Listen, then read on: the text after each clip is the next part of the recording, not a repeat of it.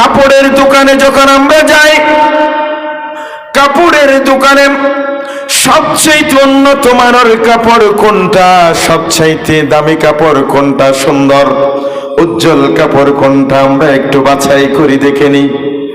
দেখার পরে দোকানদারের কাছে যখন গিয়ে আমাদের ওই কাপড়টা পছন্দ হয়, শত শত কাপড়, অনেকগুলা কাপড় আমাদের সামনে তুলে ধরার পর ওখান থেকে আমরা দেখি কোন কাপড়টা ভালো, কোন কাপড় সুতা, কোন কাপড়ের সুতা ভালো, দেখে দেখে বাছাই করে আমরা কাপড় কিনি, সবজি কিনি। ফল মাছের দোকানে গেলে আমরা মাছ কোনটা ভালো, মাংসের দোকানে গেলে আমরা ভালো মাংসটা দেখে দেখে কেনার চেষ্টা করি, কি করি না? চর্বি না যেন উঠে, হাড্ডি যা না বেশি যেন না হয়। আমি কসাইকে বলি দিই যে আমাকে ভালো মাংসটা দাও, এখান থেকে কাটো, ওখান থেকে কাটো, বাছাই করিনি। আল্লাহ বলেন, বান্দা আমি তোমাকে এই রমজান মাসের 30টা রোজা দিয়েছি। কেন 30টা রোজা দিয়েছি? আমি তোমাকে তোমার জীবনটা যাতে তুমি বেছে বেছে চলো, তুমি যাতে ভালো কাজ করো, খারাপ কাজ থেকে বেঁচে থাকো, তুমি যাতে গুনাহ থেকে বেঁচে থাকো। কোন দিকে গুনাহ হয় ওই দিকে তুমি বাছাই করবা, কোন দিকে আল্লাহর নাফরমানি হয় ওখান থেকে তুমি বেঁচে থাকবা। কোন কাজের কারণে আল্লাহ সন্তুষ্ট হয় ওই অসন্তুষ্ট হওয়ার কারণটা তুমি বাছাই করবা। এইভাবে দেখে দেখে তুমি যাতে চলতে পারো, তুমি যাতে মুত্তাকি পরহেজগার হতে পারো, তুমি যাতে আমি আল্লাহ ওয়ালা খুদাবির হতে পারো, এই জন্য আমি তোমার উপর 30টা রোজা ফরজ করে দিয়েছি। জোরে বলুন সুবহানাল্লাহ। আমি আপনাদের সম্মুখে একখানা কোরআনে কারীমের থেকে সূরাতুল বাকারার 183 নম্বর একটি আয়াত আমি তেলাওয়াত করেছি। যদিও বা আগামী কিছুদিন পর আমরা পেতে যাচ্ছি কি রমজানুল মুবারক। এই রমজানুল মুবারক এমন একটা মাস, যেই মাস পাওয়ার পরে গুনাহগার গুনাহমুক্ত হয়ে যায়। জোরে বলুন সুবহানাল্লাহ। যেই মাস পাওয়ার পরে যাদের নাম জাহান্নামের মধ্যে লিস্টভুক্ত ছিল, ওই জাহান্নামী তালিকা থেকে আল্লাহ পাক সুবহানাহু ওয়া তাআলা মুক্তি দান করে জান্নাতীদের তালিকায় নাম লিখে দেন। জোরে বলুন সুবহানাল্লাহ। যেই মাস আসলে আল্লাহর অসংখ্য বান্দাদের উপর রাগান্বিত ছিল, আল্লাহর অসংখ্য বান্দার নাফরমানির কারণে যেই মাবুদ, যে রব আমাদের উপর অসন্তুষ্ট ছিল, ওই মাস আসার পরে আল্লাহ পাক সুবহানাহু ওয়া তাআলা ওই সমস্ত গুনাহগার, ওই সমস্ত আপনার ফাফি বান্দাদের প্রতি আল্লাহ দয়ার দৃষ্টি দিয়ে তাকান। জোরে বলুন সুবহানাল্লাহ। ওই মাস আমরা সবাই চাই কি চাই না? এই মাস পেয়ে আমাদের দৈনন্দিন জীবন, পারিবারিক জীবন, রাষ্ট্রীয় জীবন, সামাজিক জীবন, প্রত্যেকটা বিষয়ে আমাদের আচার আচরণ, ইবাদত বندگی, আমাদের তাসবিহ তাহলিল, কোরআন তেলাওয়াত, সব কিছুর মধ্যে এই রমজান মাস আসার পরে পরিবর্তন করতে চাই কি চাই না? প্রিয় উপস্থিতি, এই মাসটা আল্লাহ পাক সুবহানাহু ওয়া তাআলা দেওয়ার পিছনে একটা উদ্দেশ্য আছে কিনা? সেই উদ্দেশ্যটাই সূরাতুল বাকারা 183 নম্বর আয়াতের মধ্যে আমার আল্লাহ ঘোষণা দিয়েছেন।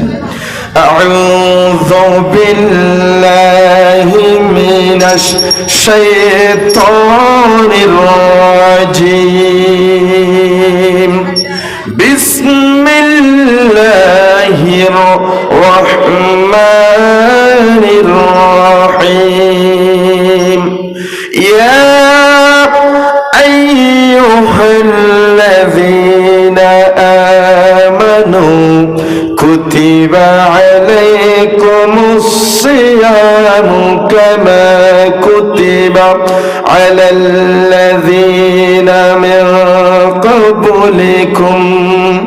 সুবহানাল্লাহ।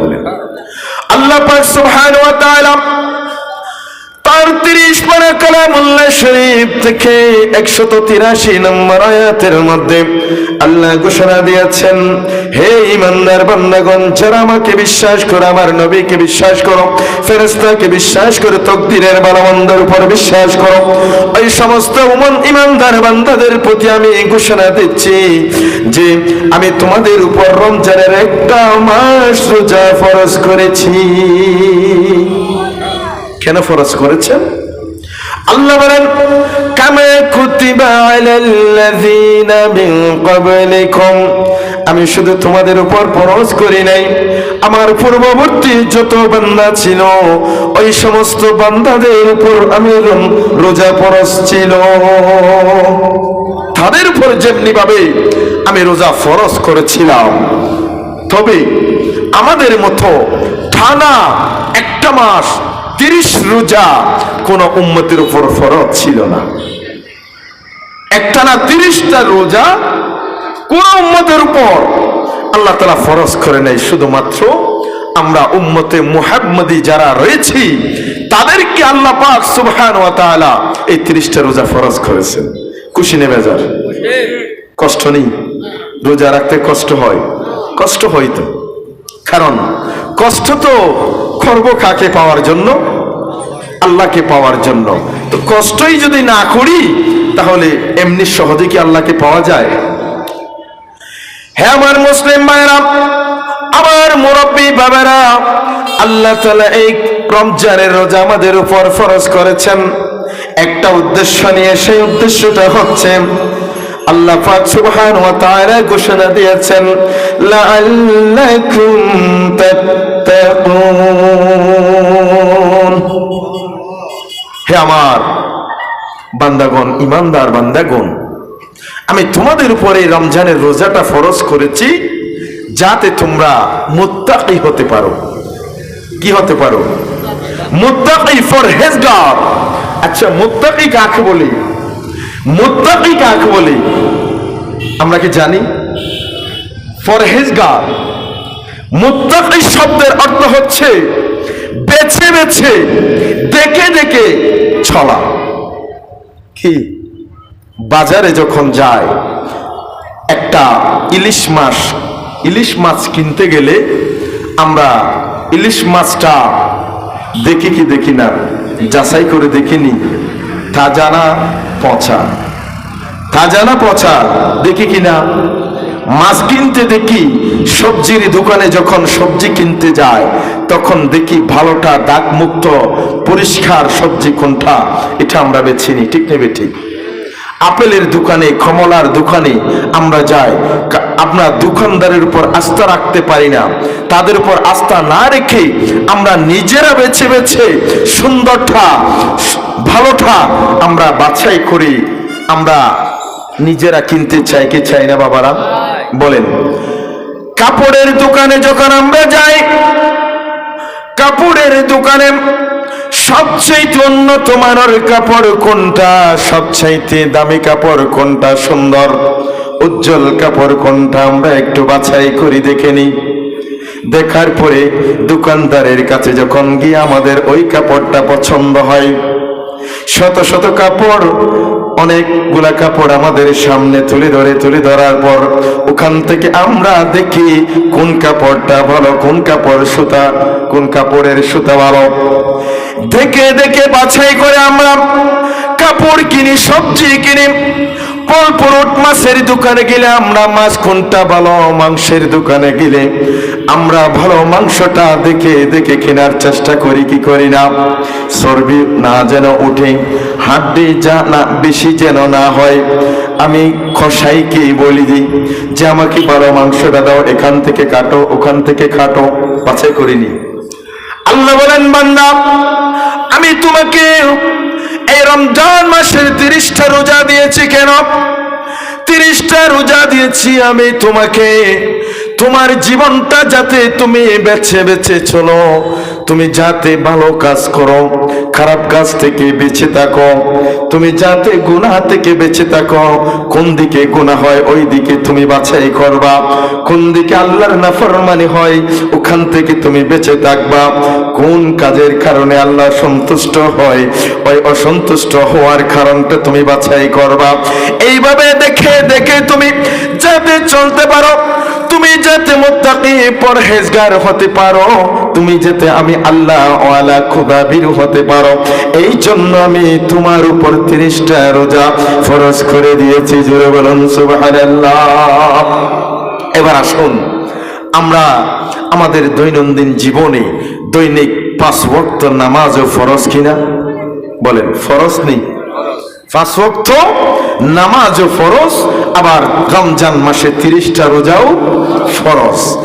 আমরা যখন 30টা রোজা আসে, আমরা যেই জীবনে নামাজ পড়ে না, যেই জীবনে 5 ওয়াক্ত নামাজের ধারে কাছে নাই, যখন জুমাবার আসে জুমার নামাজটুকু পড়ে সাপ্তাহিক নামাজে আমাদের মধ্যে আছে কিনা?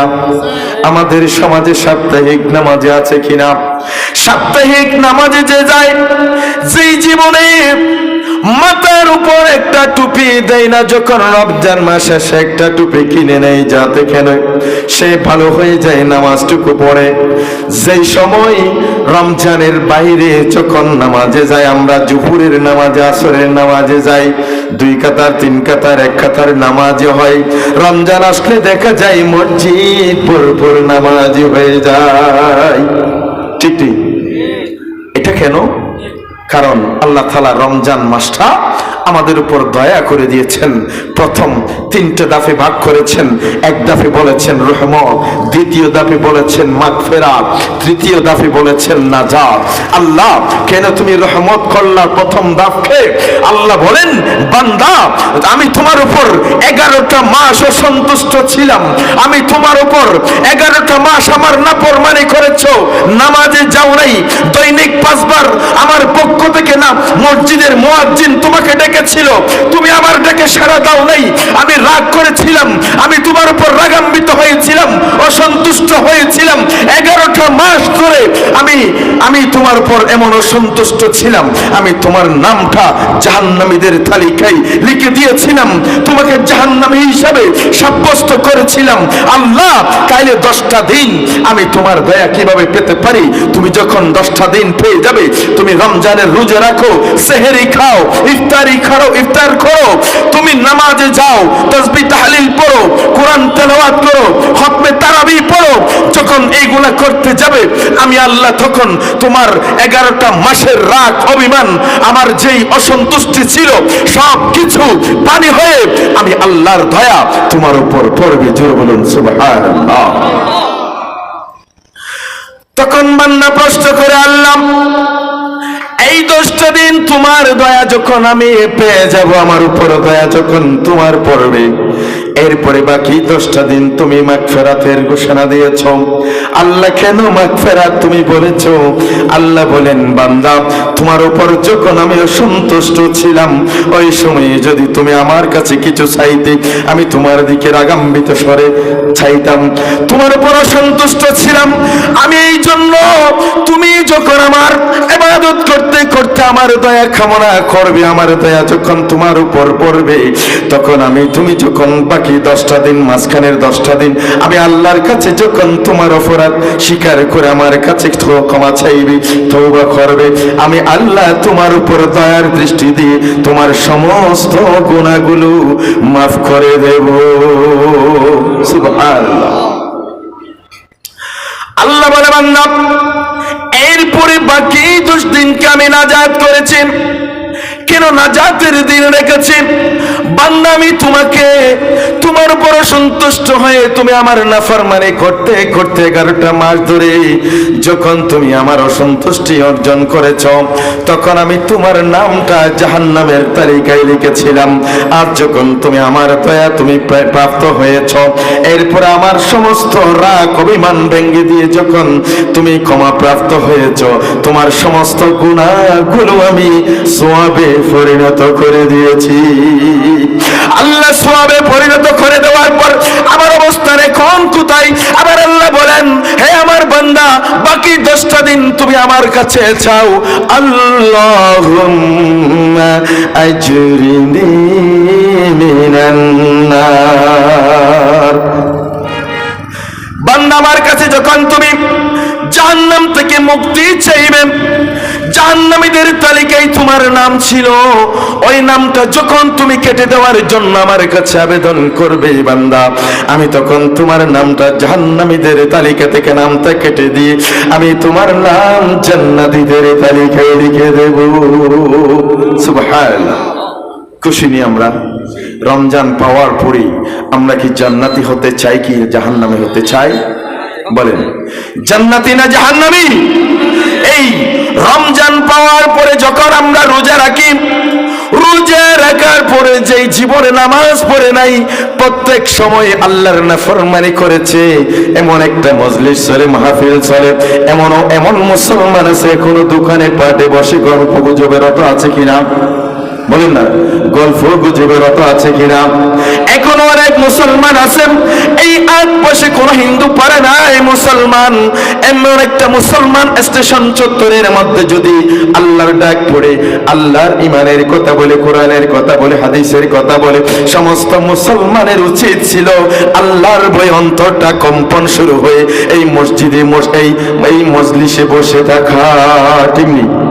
এটা কেন হচ্ছে না? এটা না হওয়ার কারণটা হচ্ছে আমি আল্লাহর তাকওয়া অর্জন করতে পারি নাই। আমি এখনো আল্লাহকে ভয় করার মতো ভয় করতে পারি নাই। আল্লাহ বলেন, বান্দা তোমাকে রমজান কেন দিয়েছি জানো? তোমাকে তাকওয়া অর্জন কিভাবে শিখতে হয়, কিভাবে আল্লাহকে ভয় করতে হয়, কিভাবে আল্লাহর প্রতি তোমার তাকওয়া অর্জন করতে হয়, এটা শিক্ষা দেওয়ার জন্য আমি রমজান দিয়েছি। আল্লাহ কেমনে? তুমি যখন রমজানের রোজা রাখো, সেই ভোর 4টা থেকে সন্ধ্যা 6টা পর্যন্ত তুমি উপবাস থাকো, তোমার পেটে খিদার কারণে ছটফট করেছো, তুমি খিদার যন্ত্রণায় এত বেশি কষ্ট পেয়েছো, তোমার সামনে মজার খাবার সাজানো ছিল, তুমি এরপরও খাবারে হাত দাও নাই। ঠিক না বেটি? রোজা রাখলে কি খাবার খাই? বলেন না। রোজা রেখেছি, আমার বাড়িতে ভালো মজাদার স্বাদের খাবার রান্না করা হলো, ওই খাবার কি আমরা মুখে দেব? কেন দেব না বলেন তো? কেন দিই না? আল্লাহকে ভয় করি বলে, তাই না? আল্লাহকে ভয় করি। আবার দেখা যায় রুম বন্ধ, জানালা বন্ধ, কেউ দেখে না, স্ত্রী দেখে না, সন্তান দেখে না, বাবা দেখে না, মা দেখে না, রুমের মধ্যে আমার সুন্দর মজার নাস্তা রয়েছে, এইদিকে পেটে খিদার যন্ত্রণায় আমি চটপট করি, পিপাসায় কাতর হয়ে আমার জিহ্বা বের হয়ে উপক্রম হয়ে যাচ্ছে, এরপরও ঠান্ডা জল রয়েছে, ফ্রিজ রয়েছে, কেউ দেখে না, এরপরও কি আমরা এক ফোঁটা পানি মুখে দিই? বলেন না, এক ফোঁটা পানি কি আমরা মুখে দিই? যে কেন দিই না বলেন? এটার নাম হলো তাকওয়া। এটার নাম হলো তাকওয়া, এটার নাম হলো খুদাভীরু, এটার নাম হলো পরহেজগার। আল্লাহ বলে, বান্দা তোমাকে আমি রমজানের রোজা দিয়েছি তাকওয়ার প্রশিক্ষণ নেওয়ার জন্য, তোমাকে রমজানের রোজা দিয়েছি আল্লাহকে কিভাবে ভয় পেতে হয়, আল্লাহকে কিভাবে দেখতে হয়। তুমি যখন রমজানের রোজা রাখো, তখন তোমার সামনে খাবার থাকলে তুমি খাবার খাও না, তোমার ভয়ে কাজ করে, কেউ না দেখলেও একজন দেখে কে, কেউ না দেখলে একজন দেখে কেম, কেউ না জানলে একজন জানে কেম, কেউ না শুনলে একজন শুনে কে। আমরা এটা বিশ্বাস করি আল্লাহ দেখেন, আল্লাহ ইন্নাল্লাহা ওয়াস সামিউল বাসীর, আল্লাহ সর্বশ্রোতা সর্বদ্রষ্টা, আল্লাহ সবকিছু শুনেন, সবকিছু দেখেন। এই বিশ্বাসটা থাকার কারণে আমরা আমাদের সামনে মজার খাবার থাকার কারণে খিদার যন্ত্রণায় পেট চৌচির হয়ে যাচ্ছে, পেটে যাচ্ছে, কলিজা পেটে যাচ্ছে, পানির পিপাসায় আমার জিহ্বা বের হয়ে যাওয়ার উপক্রম হচ্ছে, এরপর আমি পানি পান করতে পারি না, ঠান্ডা জল থাকার পর আমি পানি পান করি না, খাবার থাকার পরও খাবার খাই না। আমাদের ঘরে বৈধ স্ত্রী থাকার পরও স্ত্রীর খামোভাব জন্মাবার পরে, সহবাসের খামোভাব জন্মাবার পরে আমরা স্ত্রীর সাথে, বৈধ স্ত্রীর সাথে আমরা মিলন করতে পারি না। কেন? এটা কেন করি বলেন? কেন করি? আল্লাহর হয়ে গুনাহ থেকে বেঁচে থাকি, আল্লাহ যে দেখেন এটা আমরা বিশ্বাস করি। এই কারণে আমরা রমজানের রোজা থেকে আমাদের কি শিক্ষা নেওয়া উচিত? তাকওয়ার শিক্ষা। কিসের কিসের শিক্ষা? তাকওয়ার শিক্ষা। আমি বাবারা, আমার সময়